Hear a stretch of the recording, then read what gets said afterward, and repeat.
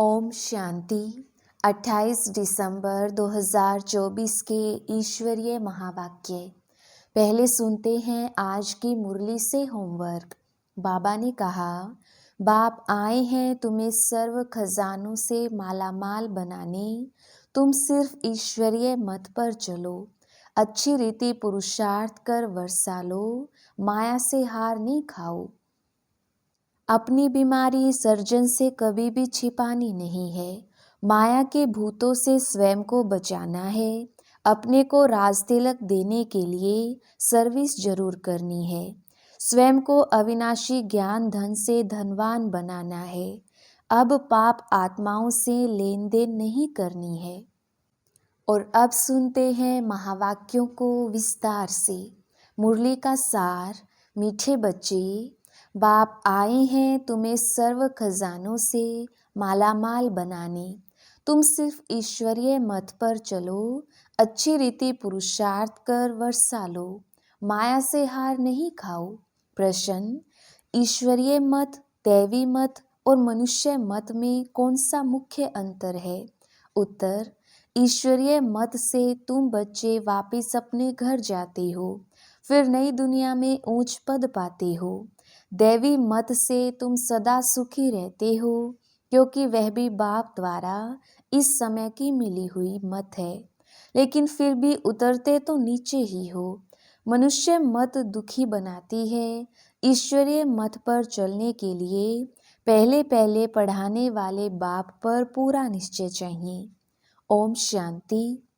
बाप ने अर्थ तो समझाया है, मैं आत्मा शांत स्वरूप हूँ।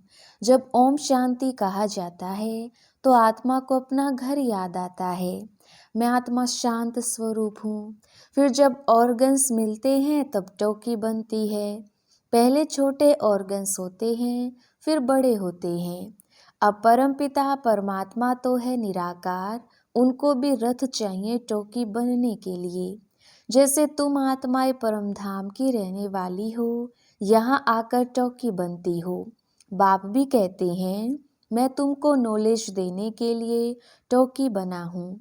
बाप अपना और रचना के आदि मध्य अंत का परिचय देते हैं। यह है रूहानी पढ़ाई, वह होती है जिस्मानी पढ़ाई। वह अपने को शरीर समझते हैं। ऐसे कोई नहीं कहेंगे कि हम आत्मा इन कानों द्वारा सुनती हैं।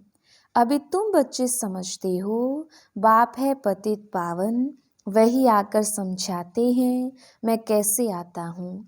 तुम्हारे मिसल मैं गर्भ में नहीं आता हूँ, मैं इनमें प्रवेश करता हूँ, फिर कोई प्रश्न ही नहीं उठता। यह रथ है, इनको माता भी कहा जाता है। सबसे बड़ी नदी ब्रह्मपुत्रा है, तो यह है सबसे बड़ी नदी। पानी की तो बात नहीं, यह है महानदी, अर्थात सबसे बड़ी ज्ञान नदी है। तो बाप आत्माओं को समझाते हैं, मैं तुम्हारा बाप हूँ। जैसे तुम बात करते हो, मैं भी बात करता हूँ। मेरा पार्ट तो सबसे पिछाड़ी का है। जब तुम बिल्कुल पतित बन जाते हो, तब तुमको पावन बनाने के लिए आना होता है। इन लक्ष्मी नारायण को ऐसा बनाने वाला कौन? सिवाय ईश्वर के और कोई के लिए कह नहीं सकेंगे।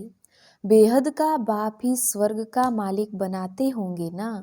बाप ही ज्ञान का सागर है। वही कहते हैं, मैं इस मनुष्य सृष्टि का चैतन्य बीज हूँ। मैं आदि मध्य अंत को जानता हूँ। मैं सत हूँ, मैं चैतन्य बीज रूप हूँ। इस सृष्टि रूपी झाड़ की मेरे में नॉलेज है। इसको सृष्टि चक्र अथवा ड्रामा कहा जाता है। ये फिरता ही रहता है। वह हद का ड्रामा 2 घंटे चलता है। इसकी रील 5000 वर्ष की है। जो टाइम पास होता जाता है 5000 वर्ष से कम होता जाता है। तुम जानते हो, पहले हम देवी देवता थे, फिर आहिस्ते आहिस्ते हम क्षत्रिय कुल में आ गए। यह सारा राज बुद्धि में है ना। तो यह सिमरन करते रहना चाहिए। हम शुरू में पाठ बजाने आए तो हम सो देवी देवता थे। 1250 वर्ष राज्य किया। टाइम तो गुजरता जाता है ना। लाखों वर्ष की तो बात ही नहीं। लाखों वर्ष का तो कोई चिंतन कर भी ना सके। तुम बच्चे समझते हो हम यह देवी देवता थे, फिर पाठ बजाते वर्ष पिछाड़ी वर्ष पास करते करते अब ये कितने वर्ष पास कर चुके हैं। धीरे धीरे सुख कम होता जाता है। हर एक चीज सतो प्रधान सतो रजो तमो होती है, पुरानी जरूर होती है। यह फिर है बेहद की बात। यह सब बातें अच्छी रीति बुद्धि में धारण कर फिर औरों को समझाना है। सब तो एक जैसे नहीं होते, जरूर भिन्न भिन्न रीति समझाते होंगे। चक्र समझाना सबसे सहज है। ड्रामा और झाड़ दोनों मुख्य चित्र हैं। कल्प वृक्ष नाम है ना। कल्प की आयु कितने वर्ष की है यह कोई भी नहीं जानते। मनुष्यों के अनेक मत हैं, कोई क्या कहेंगे कोई क्या कहेंगे। अभी तुमने अनेक मनुष्य मत को भी समझा है और एक ईश्वरीय मत को भी समझा है। कितना फर्क है। ईश्वरीय मत से तुमको फिर से नई दुनिया में जाना पड़े और कोई की भी मत से दैवी मत व मनुष्य मत से वापिस नहीं जा सकते। दैवी मत से तुम उतरते ही हो क्योंकि कला कम होती जाती है। आसुरी मत से भी उतरते हो, परंतु दैवी मत में सुख है, आसुरी मत में दुख है। दैवी मत भी इस समय बाप की दी हुई है, इसलिए तुम सुखी रहते हो। बेहद का बाप कितना दूर दूर से आते हैं। मनुष्य कमाने के लिए बाहर जाते हैं, जब बहुत धन इकट्ठा होता है तो फिर आते हैं। बाप भी कहते हैं मैं तुम बच्चों के लिए बहुत खजाना ले आता हूँ, क्योंकि जानता हूँ तुमको बहुत माल दिए थे, वह सब तुमने गवा दिया है। तुमसे ही बात करता हूँ जिन्होंने प्रैक्टिकल में गवाया है। 5000 वर्ष की बात तुमको याद है ना। कहते हैं हाँ बाबा, 5000 वर्ष पहले आपसे मिले थे, आपने वर्षा दिया था। अब तुमको स्मृति आई है, बरोबर बेहद के बाप से बेहद का वर्षा लिया था। बाबा आपसे नई दुनिया की राजाई का वर्षा लिया था। अच्छा फिर पुरुषार्थ करो। ऐसे नहीं कहो बाबा माया के भूत ने हमको हरा दिया। देह अभिमान के बाद ही तुम माया से हारते हो। लोभ किया, रिश्वत खाई, लाचारी की बात और है। बाबा जानते हैं लोभ के सिवाय पेट पूजा नहीं होगी, हर्जा नहीं। भल खाओ परंतु कहाँ फंस नहीं मरना, फिर तुमको ही दुख होगा। पैसा मिलेगा खुश हो जाएंगे, कहाँ पुलिस ने पकड़ लिया तो जेल में जाना पड़ेगा। ऐसा काम नहीं करो, उसका फिर रिस्पॉन्सिबल मैं नहीं हूँ।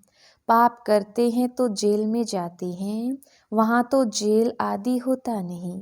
तो ड्रामा के प्लान अनुसार जो कल्प पहले तुमको वर्षा मिला है, 21 जन्म लिए वैसे ही फिर लेंगे।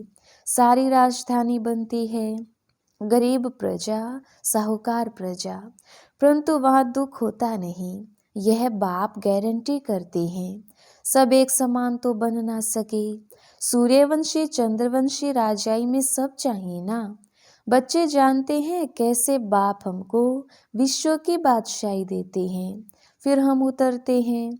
स्मृति में आया ना, स्कूल में पढ़ाई स्मृति में रहती है ना। यहाँ भी बाप स्मृति दिलाते हैं। यह रूहानी पढ़ाई दुनिया भर में और कोई पढ़ा ना सके। गीता में भी लिखा हुआ है मन मना भव। इसको महामंत्र वशीकरण मंत्र कहते हैं, अर्थात माया पर जीत पाने का मंत्र। माया जीते जगत जीत, माया 5 विकार को कहा जाता है। रावण का चित्र बिल्कुल क्लियर है। 5 विकार स्त्री में, 5 विकार पुरुष में। इनसे गधा अर्थात टट्टू बन जाते हैं, इसलिए ऊपर में गधे का शीश देते हैं। अभी तुम समझते हो, ज्ञान बिगर हम भी ऐसे थे। बाप कितना रमणीक रीति बैठ पढ़ाते हैं, वह है सुप्रीम टीचर। उनसे जो हम पढ़ते हैं वह फिर औरों को सुनाते हैं। पहले तो पढ़ाने वाले में निश्चय कराना चाहिए। बोलो बाप ने हमको यह समझाया है, अब मानो ना मानो। यह बेहद का बाप तो है ना। श्रीमत ही श्रेष्ठ बनाती है, तो श्रेष्ठ नई दुनिया भी जरूर चाहिए ना। अभी तुम समझते हो हम किचड़े की दुनिया में बैठे हैं, दूसरा कोई समझ ना सके। वहाँ हम बहिश्त स्वर्ग में सदा सुखी रहते हैं। यहाँ नर्क में कितने दुखी हैं। इसको नर्क कहो, विषय वैतरणी नदी कहो, पुरानी दुनिया छी है। अभी तुम फील करते हो कहाँ सतयुग स्वर्ग, कहाँ कलयुग नर्क। स्वर्ग कहा जाता है वंडर ऑफ वर्ल्ड, त्रेता को भी नहीं कहेंगे। यहाँ इस गंदी दुनिया में रहने में मनुष्यों को कितनी खुशी होती है। विष्टा के कीड़े को भ्रमरी भूं भूं कर आप समान बनाती है। तुम भी किचड़े में पड़े हुए थे, मैंने आकर भूं भूं कर तुमको कीड़े से अर्थात शूद्र से ब्राह्मण बनाया है। अभी तुम डबल सिरताज बनते हो तो कितनी खुशी रहनी चाहिए। पुरुषार्थ भी पूरा करना चाहिए। बेहद का बाप समझाने तो बहुत सहज देते हैं, दिल से लगता भी है बाबा, सच सच कहते हैं। इस समय सभी माया की दूबन में फंसे हुए हैं। बाहर का शो कितना है। बाबा समझाते हैं हम तुमको दूबन से आकर बचाते हैं, स्वर्ग में ले जाते हैं। स्वर्ग का नाम सुना हुआ है, अभी स्वर्ग तो है नहीं, सिर्फ यह चित्र है। यह स्वर्ग के मालिक कितने धनवान थे। भक्ति मार्ग में भल रोज मंदिरों में जाते थे, परंतु यह ज्ञान कुछ नहीं था। अभी तुम समझते हो भारत में यह आदि सनातन देवी देवता धर्म था। इनों का राज्य कब था यह किसको पता नहीं है। देवी देवता धर्म के बदले अब फिर हिंदू हिंदू कहते रहते हैं। शुरू में हिंदू महासभा का प्रेसिडेंट आया था, बोला हम विकारी असुर हैं, अपने को देवता कैसे कहलाएं। हमने कहा अच्छा आओ तो तुमको समझाएं, देवी देवता धर्म की स्थापना फिर से हो रही है। हम तुमको स्वर्ग का मालिक बना देंगे, बैठकर सीखो। बोला दादाजी फुर्सत कहाँ, फुर्सत नहीं तो फिर देवता कैसे बनेंगे। यह पढ़ाई है ना, बेचारे की तकदीर में नहीं था, मर गया। ऐसे भी नहीं कहेंगे कि वह कोई प्रजा में आएगा, नहीं ऐसे चला आया था ना। सुना था यहाँ पवित्रता का ज्ञान मिलता है, परंतु सत्युग में तो आ ना सके, फिर भी हिंदू धर्म में ही आएंगी। तुम बच्चे समझते हो माया बड़ी प्रबल है, कोई ना कोई भूल कराती रहती है। कभी कोई उल्टा सुल्टा पाप हो तो बाप को सच्चे दिल से सुनाना है। रावण की दुनिया में पाप तो होते ही रहते हैं। कहते हैं हम जन्म जन्मांतर के पापी हैं, यह किसने कहा। आत्मा कहती है बाप के आगे या देवताओं के आगे। अभी तो तुम फील करती हो बरोबर हम जन्म जन्मांतर के पापी थे। रावण राज्य में पाप जरूर किए हैं, अनेक जन्मों के पाप तो वर्णन नहीं कर सकते हो, इस जन्म का वर्णन कर सकते हो। वह सुनाने से भी हल्का हो जाएगा। सर्जन के आगे बीमारी सुनानी है, फलाने को मारा, चोरी की, इस सुनाने में लज्जा नहीं आती है। विकार की बात सुनाने में लज्जा आती है। सर्जन से लज्जा करेंगे तो बीमारी छूटेगी कैसे, फिर अंदर दिल को खाती रहेगी। बाप को याद कर नहीं सकेंगे, सच सुनाएंगे तो याद कर सकेंगे। बाप कहते हैं मैं सर्जन तुम्हारी कितनी दवाई करता हूँ, तुम्हारी काया सदैव कंचन रहेगी। सर्जन को बताने से हल्का हो जाता है। कोई कोई आपे ही लिख देते हैं बाबा हमने जन्म जन्मांतर पाप किए हैं। पाप आत्माओं की दुनिया में पाप आत्मा ही बने हैं। अब बाप कहते हैं बच्चे तुम्हें पाप आत्माओं से लेन देन नहीं करनी है। सच्चा सतगुरु अकाल मूर्त है बाप, वह कभी पुनर्जन्म में नहीं आते हैं। उन्होंने अकाल तखत नाम रखा है परंतु अर्थ नहीं समझते हैं। बाप ने समझाया है आत्मा का यह तखत है, शोभता भी यहाँ है, तिलक भी यहाँ देते हैं ना। असल में तिलक एकदम बिंदी मिसल देते थे। अभी तुमको अपने को आपे ही तिलक देना है।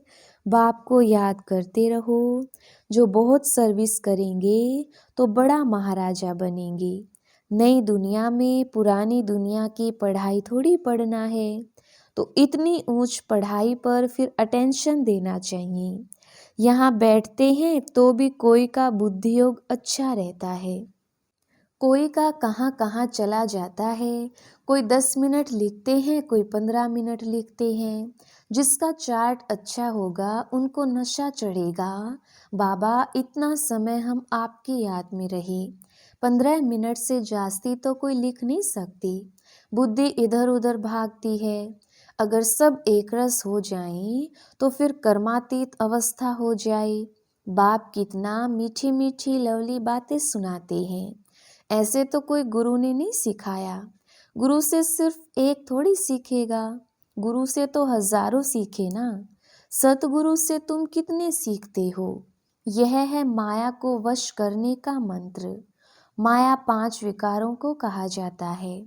धन को संपत्ति कहा जाता है। लक्ष्मी नारायण के लिए कहेंगे इनों के पास बहुत संपत्ति है। लक्ष्मी नारायण को कभी मात पिता नहीं कहेंगे। आदि देव आदि देवी को जगत पिता जगत अम्बा कहते हैं, इनको नहीं। ये स्वर्ग के मालिक हैं। अविनाशी ज्ञान धन लेकर हम इतने धनवान बने हैं।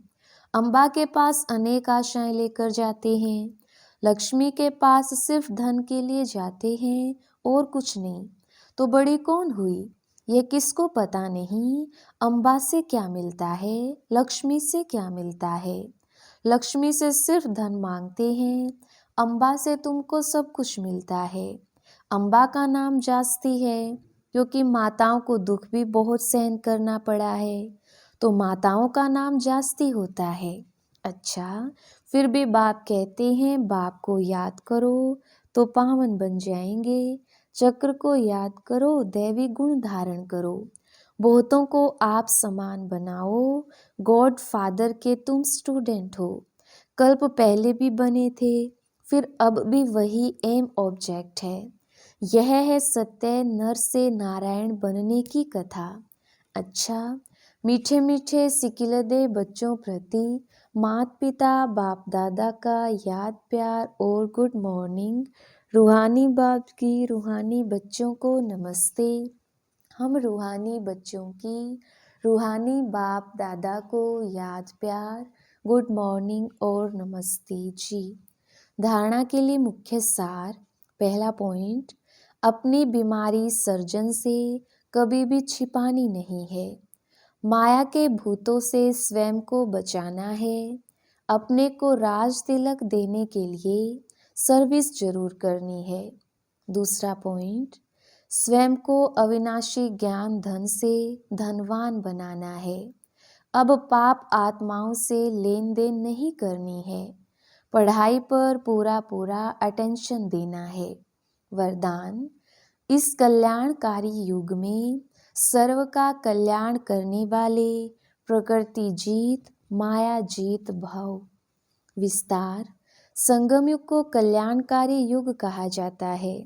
इस युग में सदा ये सम्मान याद रहे कि मैं कल्याणकारी आत्मा हूँ।